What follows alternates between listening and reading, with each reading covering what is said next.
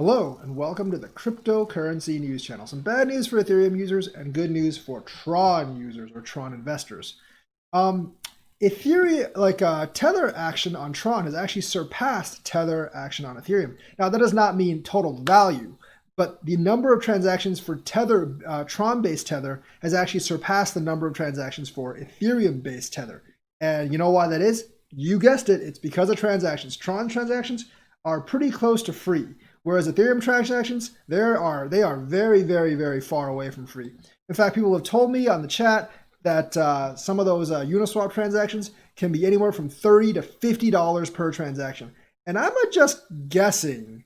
I'm actually just guessing that most people who aren't trading tens of thousands of dollars at a time don't want to pay those fees. As you can see, you have USDT Ethereum transactions in millions, USDT Tron, the blue one, and blue has actually passed the gray one, which is Ethereum transactions, in January. It actually started being close towards the end of November, into December, but now Tron has passed Ethereum in terms of Tether-based transactions. Even though there's a lot more Tether on Ethereum than on Tron, they're doing more transactions with the Tron-based Tether.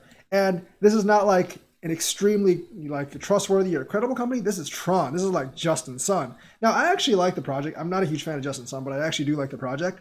But the fact that Tron, of all people, has surpassed Ethereum in Tether-based fees shows Ethereum's Achilles heel and the fact that it can't scale. And the thing is, getting everyone to adopt Layer 2 is going to be very, very difficult. So this should give Ethereum investors some pause, maybe to diversify out. And especially like Vitalik fans, probably give some pause too, because Ethereum scaling is definitely kind of like the downfall for Ethereum, if there is a downfall for Ethereum. And they specifically said, according to Coinmetrics analyst Nate Madre, this recent trend is primarily because of fees. Obviously, it's because of fees. Look, $50 per transaction. If you're transacting $5,000 plus, sure, 1%, not that big of a deal. But if you're transacting $500, that's 10%. And a lot of crypto transactions are a couple $100, maybe even less than $500. So you're paying more than 10% just on these transactions. And it takes forever for these transactions to go through because it's so jammed. No wonder people are going to use Tron. I know some of you have called Tron the Chuck E. Cheese coin. I don't see it as a Chuck E. Cheese coin myself. But hey, take a lesson from it. If you're one of those that calls Tron the Chuck E. Cheese coin and kind of like holds Ethereum up to a new gold standard, think about it this way. People are rather using the Chuck E. Cheese blockchain over your gold standard blockchain. And that's what we've been saying all along. The transactions, if anything, will kill Ethereum. And Layer 2, I don't know if it's actually going to make it in time.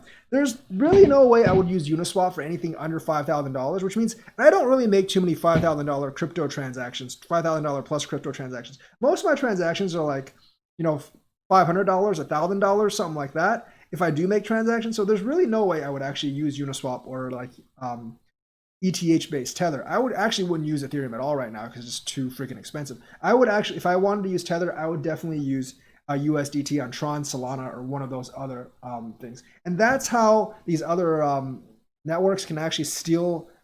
That's how these other networks can actually steal business from Ethereum. Like Cardano's not quite yet ready to go. Neither is, I don't know if Polkadot really is. But if once those two are ready to go and a situation like this comes up, can be a lot of people migrating from Ethereum to Cardano or Polkadot. Like there is already a lot of people migrating from Ethereum to Tron because Ethereum has too many transactions. So they're using Tron-based Tether. Once they see how good it is, how fast it is, how cheap it is, they're going to want to stay on. They don't want to go back to $50 transactions. And that's the crappy part of the dynamic when you have miners going against everyone else. So Tron's USDT usage has actually surpassed Ethereum's USDT usage. And that's a big, big warning sign. As fees go up, Tether transactions tend to shift from Ethereum to Tron. That's because outside of Ethereum, there's Omni, which isn't really much of a thing anymore. And then there's Tron. So when fees are super high, they switch to Tron. And that's the thing, the issuer of Tron, they might want to issue more Tron and other blockchains just because if they want people to actually use their stablecoin, which I'm assuming they do, they want to keep it cheap. So they're going to start issuing on Tron, Cardano, Polkadot, Solana, all these Stellar, all these places.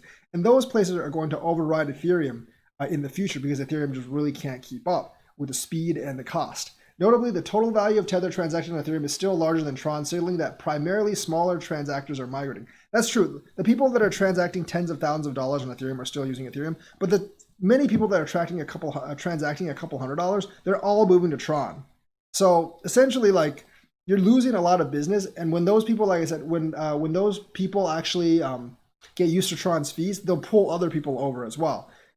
There's other networks like Algorand, Solana, and Liquid Network with plans for even more integrations, but they can definitely eat away at Ethereum's market share, and this is why. So that is the news for today. Let me know what you think, like and subscribe, and hit that bell notifications button. Thank you, and have a nice day.